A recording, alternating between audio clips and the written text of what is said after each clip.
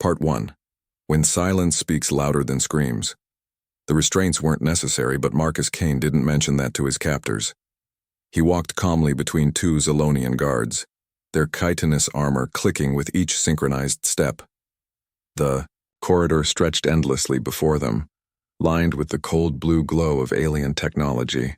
Marcus observed everything: the slight vibration in the floor panels, the humidity sensors mounted every 12 meters, the way the guards' breathing apparatus whistled when they turned their heads. 24 years old, Marcus had the lean build of someone who spent more time thinking than fighting. His dark hair was disheveled from the capture, and his simple reconnaissance gear had been stripped away hours ago. Yet something about his demeanor suggested he wasn't quite the helpless prisoner he appeared to be. The Zolonian Empire had built their reputation on efficiency and intimidation. Their ships were massive, angular constructs of black metal and glowing energy conduits. Every surface was designed to remind visitors that they were inside a weapon, not merely a vessel. The corridors were too narrow for most species, forcing aliens to walk single file and feel confined. The air was kept slightly too cold, just enough to be uncomfortable. Even the lighting had a harsh quality that made everything look threatening. But Marcus walked through it all as if he were touring a museum, occasionally glancing at wall panels with what looked like casual curiosity. When they passed a junction where 3 corridors met, he noted the security cameras, the blast door mechanisms, and the emergency containment systems. To the guards, he appeared to be looking around nervously. In reality, he was memorizing every detail. Commander Vextar was waiting in the interrogation chamber. He stood 7 feet tall, his exoskeleton polished to a mirror shine. Forearms extended from his torso, each ending in delicate manipulator claws. His head was elongated, with compound eyes that reflected the room's harsh lighting like black mirrors. When he spoke, the translator implant in Marcus's neck converted, the clicking and buzzing into crisp, accented English. "Sit," Vextar commanded, gesturing to a chair that had clearly been designed for human proportions. It was another psychological tactic: show the prisoner that they had prepared for his species, that his capture was inevitable. Marcus sat down and immediately tested the chair's weight distribution. Lightweight aluminum frame, probably hollow. The restraint points were standard issue, designed for intimidation rather than actual security. He filed the information away and looked up at Vextar with an expression of polite attention. "State your name and purpose in Zolonian space." Vextar clicked, his compound eyes reflecting Marcus's image dozens of times over. "Marcus Kane, Independent Survey Specialist," Marcus replied easily. "I was conducting mineral assessments for the Terran Geological Survey. My ship suffered a navigation malfunction and drifted into your territory. I was attempting repairs when your patrol found me. It was a perfect cover story, complete with falsified documentation that would hold up under casual scrutiny. What made it work was that Marcus delivered it with the slightly nervous but cooperative tone of someone telling the truth. He even included a small embarrassed laugh when he mentioned the navigation malfunction. Vextar's mandibles twitched in what might have been annoyance. "Your ship contained sophisticated scanning equipment. This is not standard geological gear." "Well, no," Marcus admitted, shifting slightly in his chair. "The survey work doesn't pay much, so I take on some freelance reconnaissance contracts. Nothing military, just corporate intelligence gathering. Market surveys, resource mapping, that sort of thing." The beauty of the lie was that it contained enough truth to be believable. Marcus did have experience with corporate intelligence work, though not in the way he was describing. The Zolonians would find evidence of legitimate survey work in his ship's computer, along with carefully planted files that supported his cover identity. But Vextar was more experienced than his subordinates. Something about the human's calm demeanor bothered him. Most prisoners were either defiant or terrified when brought before him. This one seemed almost comfortable. "You show remarkable composure for someone facing interrogation by the Zolonian Empire," Vextar observed, his voice carrying a subtle threat. Marcus shrugged. "I've dealt with bureaucratic hassles before. Besides, I haven't done anything wrong. Once you verify my credentials, I'm sure this will all be cleared up." The casual confidence in his voice was carefully calculated. Marcus had studied Zilonian psychology extensively. They respected strength but were suspicious of bravado. What they didn't expect was quiet competence, the kind of calm that came not from ignorance of danger, but from preparation for it. Vextar began pacing around the chair, a predatory display meant to make the prisoner feel surrounded and vulnerable. As he moved, Marcus tracked him with peripheral vision while keeping his eyes focused straight ahead. The commander's gait was slightly uneven, an old injury to his left rear leg, probably from combat. His breathing was elevated, suggesting either excitement or stress. The way he held his upper arms indicated he was carrying a concealed weapon in his ceremonial armor. "Tell me about your family, Marcus Kane," Vexitar said suddenly, stopping directly behind the chair. It was an unexpected question, designed to catch him off guard. Marcus allowed himself a small smile before answering. "Not much to tell. My father died when I was young. My mother raised me alone." "What was her profession?" "She's an engineer, designs things." Marcus's voice carried a note of fond exasperation. "Always tinkering with something. Our house was full of half-finished projects and prototype gadgets." "What kind of engineer?" Marcus paused as if considering how much to reveal. "She worked on defense contracts for a while, but that was before I was born. Now she mostly does consulting work. Industrial design, system optimization, that sort of thing." Every word was carefully chosen. He was giving Vextar just enough information to seem forthcoming, while revealing nothing of substance. The pause before answering was calculated to suggest reluctance to discuss his mother's military connections, which would make the Zilonians focus on the wrong threat entirely. Vextar returned to his position in front of Marcus, studying the human's face with those unnerving compound eyes. "You seem very calm for someone whose mother might never see him again." "She'll see me again," Marcus said quietly. "And for the first time?" There was something in his voice that made Vextar's mandibles twitch with unease. The interrogation continued for another hour, with Vextar probing for inconsistencies in Marcus's story. But the human had been trained by the best, and his cover held up under scrutiny. More importantly, he was gathering intelligence with every question. The way Vexitar phrased his inquiries revealed the Empire's assessment of human capabilities, their intelligence networks, and their strategic concerns. When the session finally ended, Marcus was escorted to a detention cell in the ship's lower decks. The room was small but not uncomfortable. A sleeping platform, basic sanitation facilities, and a food dispenser. The walls were transparent aluminum, allowing guards to monitor him constantly. As soon as he was alone, Marcus began his real work. Moving with practiced efficiency, he examined every surface of the cell. The transparent walls were designed to prevent privacy, but they also allowed him to observe the corridor outside. The guard rotation changed every 4 hours, with a brief 30-second window when the posts were unmonitored. The food dispenser was connected to the ship's main computer network, a potential access point if he could find the right tools. But most importantly, Marcus began cataloging the ship's operational patterns. The subtle changes in engine vibration that indicated course corrections, the way the artificial gravity fluctuated during energy weapon charging cycles, the barely perceptible shifts in air circulation that revealed the location of critical systems. He had been trained to gather this kind of intelligence, but not by any military organization the Zilonians would recognize. His teacher had been someone who understood that the most dangerous battles were won before the enemy realized they were fighting. As Marcus settled onto the sleeping platform, he allowed himself a small smile. The Zilonians thought they had captured a simple scout, someone they could interrogate and discard. They had no idea that they had just brought the bait into the trap. In the depths of space, far from the Zilonian patrol routes, a workshop hidden among the asteroids of an unnamed system began to stir with activity.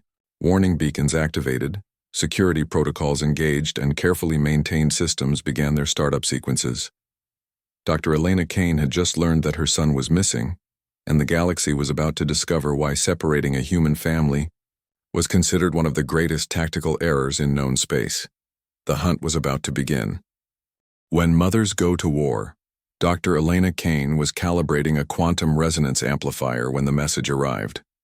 The workshop around her hummed with the quiet energy of a dozen ongoing projects, each one representing months of careful engineering and refinement. Holographic displays showed complex molecular structures, weapon schematics, and star charts. The asteroid facility she called home was hidden in the shadow of a gas giant, protected by sensor scramblers and deflector shields that made it invisible to casual observation. Elena was 52 years old, with silver-streaked auburn hair that she kept pulled back in a practical ponytail. Her hands bore the calluses and small scars of someone who built things with both precision tools and raw determination. She wore a simple jumpsuit that had seen better days, but her eyes held an intelligence that could slice through steel. Those who knew her history understood that the unassuming exterior concealed one of the most dangerous minds in human space. The communication array chimed softly, indicating an encrypted message on a frequency that only 3 people in the galaxy knew about. Elena set down her tools and activated the holographic display. The face that appeared belonged to Captain Sarah Chen, a smuggler who operated along the Outer Rim territories. "Elena, we have a problem," Chen said without preamble. "The Zolonians grabbed Marcus 3 days ago. His ship's emergency beacon activated briefly before going dark.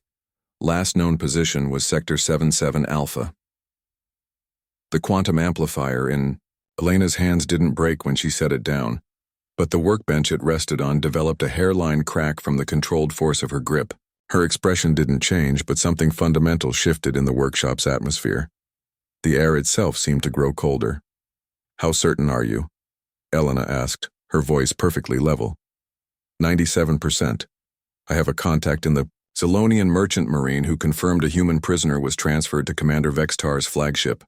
Young male, dark hair, matches Marcus's description. Elena nodded slowly. "Thank you, Sarah. I'll handle this." "Elena, wait. You can't." Just when the transmission ended, Elena stood motionless for a moment, processing the information with the methodical precision that had made her legendary in certain circles. Then she walked to a wall panel that looked identical to dozens of others in the workshop. Her palm print activated a scanner, followed by a retinal scan and DNA verification. The wall slid aside, revealing a chamber that most governments would have classified as a strategic weapons facility. The room beyond contained the accumulated work of 25 years.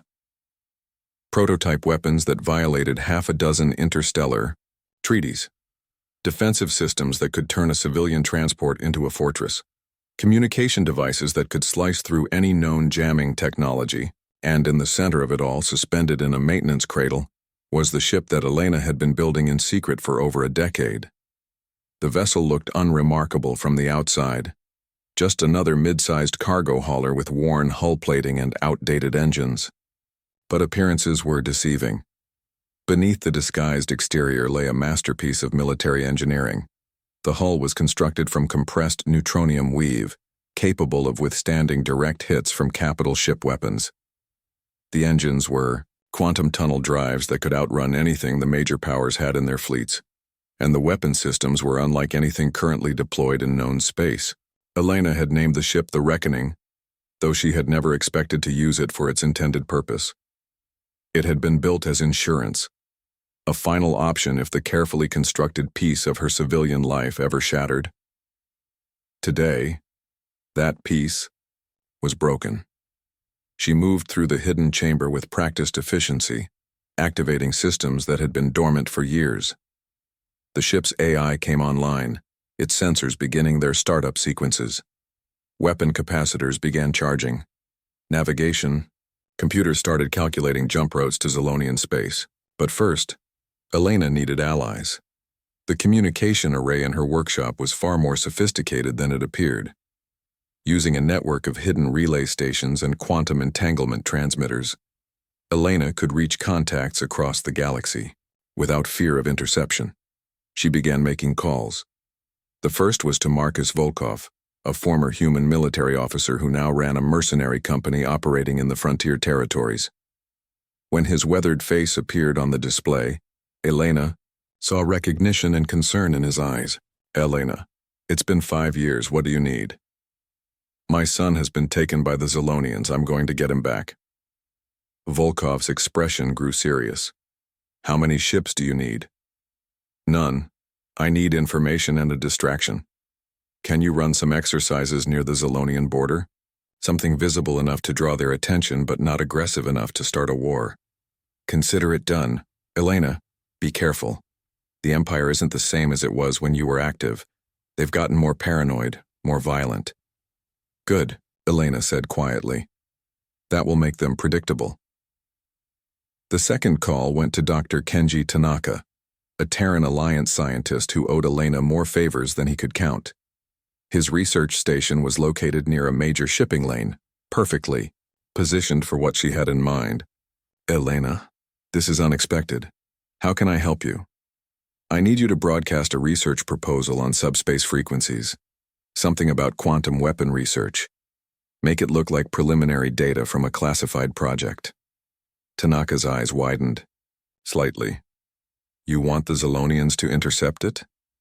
I want them to think humanity is developing new military technology. It will keep their intelligence services busy while I work. The third call was the most difficult. It went to someone Elena hadn't spoken to in 15 years, someone who represented everything she had tried to leave behind. Admiral Harrison. Black appeared on the display, his uniform bearing the insignia of Terran military intelligence. His hair had gone completely gray since Elena had last seen him, and new lines marked his face, but his eyes remained sharp as ever. Elena Kane, I wondered when you'd surface again. My son is in Zolonian hands. I need current intelligence on their fleet positions and security protocols. Black leaned back in his chair. You know I can't just hand over classified information? Even to you. Yes, you can. Because you remember what I did for the Alliance during the Rigelian conflict. You remember who designed the weapons that ended that war in 6 months instead of 6 years. There was a long pause. The boy is your son? Yes. Another pause. I'll transmit what I can through the usual channels. Elena, the official position is that we cannot assist in unauthorized military actions against Empire assets. Understood. What's the unofficial position? Black's expression softened slightly. The unofficial position is that some Zolonian officers have been overdue for a lesson in humility. As Elena ended the transmission, she felt the familiar weight of command settling on her shoulders. It was a burden she had hoped never to carry again, but some things were worth any price. Her son was one of them. The preparation took 18 hours. Elena loaded the Reckoning with supplies, weapons, and equipment that she had been perfecting for years. She programmed the ship's AI with tactical scenarios and escape routes. Most importantly, she began the psychological transformation from mother to warrior. Elena had learned long ago that successful military operations required more than superior technology. They required the right mindset, the ability to think 3 moves ahead of your enemy while remaining flexible enough to adapt when plans inevitably changed. She had taught these principles to Marcus from childhood, disguised as games and puzzles. Now she would use them to bring him home. The Reckoning slipped away from the asteroid facility like a ghost, its advanced stealth systems rendering it invisible to conventional sensors. As Elena set course for Zolonian space, she allowed herself one moment of purely maternal emotion. Somewhere out there, her son was trapped aboard an enemy vessel, probably being interrogated and possibly being tortured. The Zolonians had made a fundamental error in judgment. They saw humans as weak, chaotic, and easily intimidated.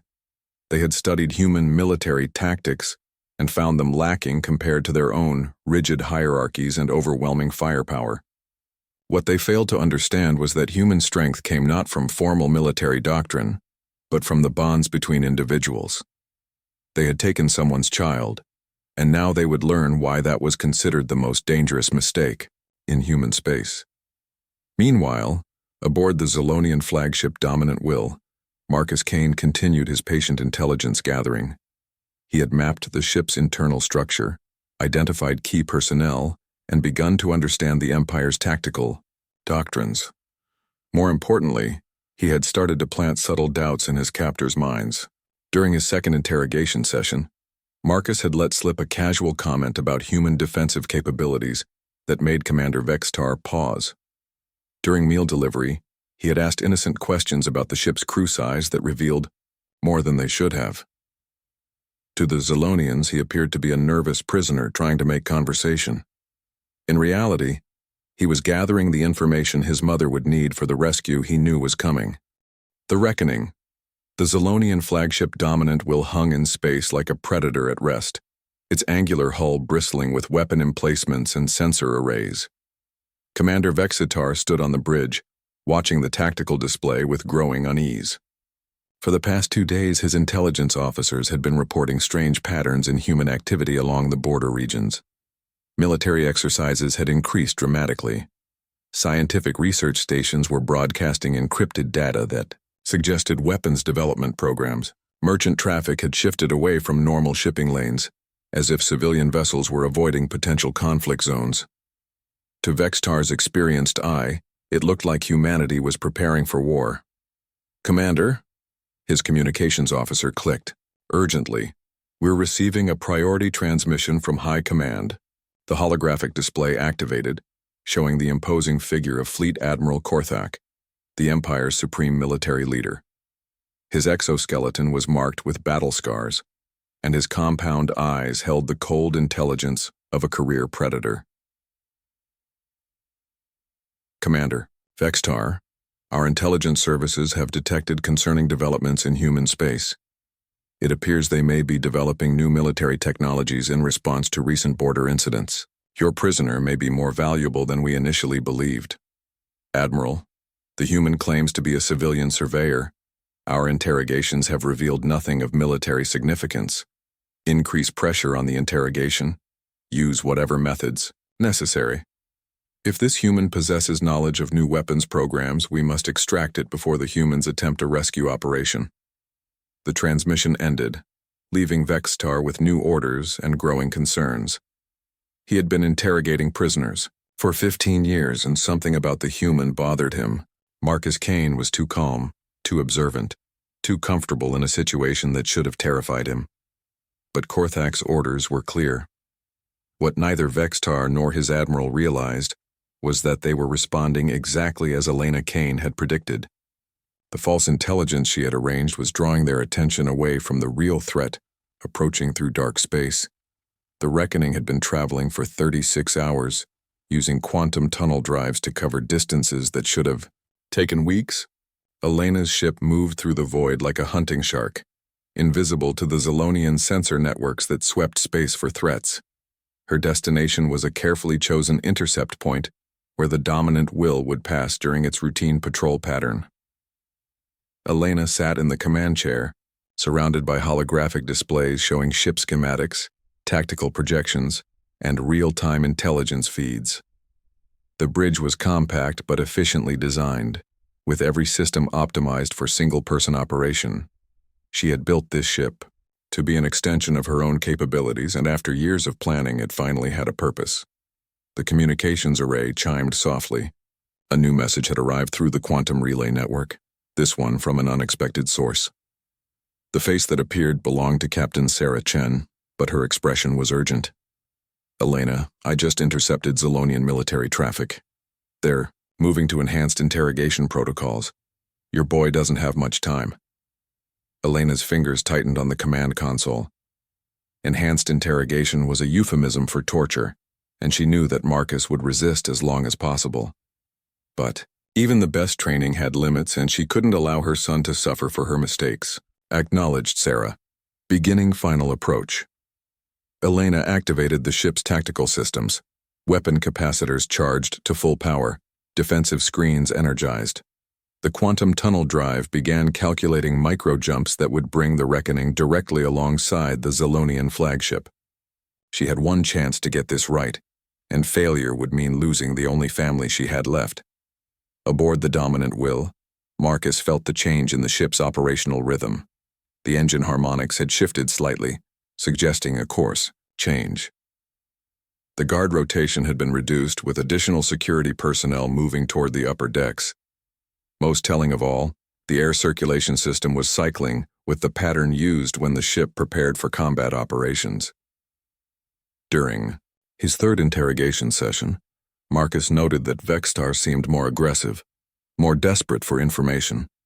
The questions had become more specific, focusing on human military capabilities and research programs. It was exactly what Marcus had been waiting for. "I already told you," Marcus said, maintaining his cover identity. "I'm just a surveyor. I don't know anything about military projects." "Your species is developing new weapon systems," Vextar clicked menacingly. "Our intelligence networks have confirmed this. You will tell me what you know." Marcus allowed himself to look confused and slightly frightened. "I don't understand. What weapons? I thought the Terran Alliance was focused on peaceful expansion." It was a masterful performance. He gave Vextar just enough uncertainty to suggest he might be hiding something, while maintaining plausible deniability about his knowledge. The Zilonian commander was becoming frustrated, which would make him predictable. "Perhaps enhanced methods will improve your memory," Vextar said, gesturing to two guards who stepped forward with neural stimulation devices. Marcus tensed, but not with fear. He was calculating distances, angles, and timing. His mother had taught him that the moment before torture began was often the best opportunity for escape, because captors expected their prisoners to be paralyzed by terror. That was when the lights went out. Emergency lighting activated a moment later, bathing the interrogation chamber in red illumination. Alarms began sounding throughout the ship, their harsh tones indicating a hull breach alert. In the confusion, Marcus moved with the fluid grace of someone who had been expecting this exact moment. He rolled backward off the chair, using the motion to sweep the legs of the nearest guard. As the Zilonian stumbled, Marcus grabbed the neural stimulator and triggered it at maximum power against the alien's exposed neck joint. The guard collapsed, his nervous system temporarily paralyzed.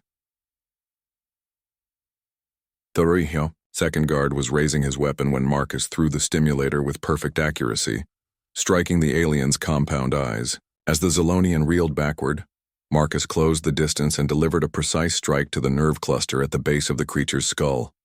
Another enemy down. Vextar was reaching for his sidearm when Marcus spoke. "I wouldn't do that, if I were you, Commander." The human's voice had changed completely. Gone was the nervous uncertainty of the surveyor, replaced by the calm confidence of a trained operative. Vextar froze, his hand halfway to his weapon.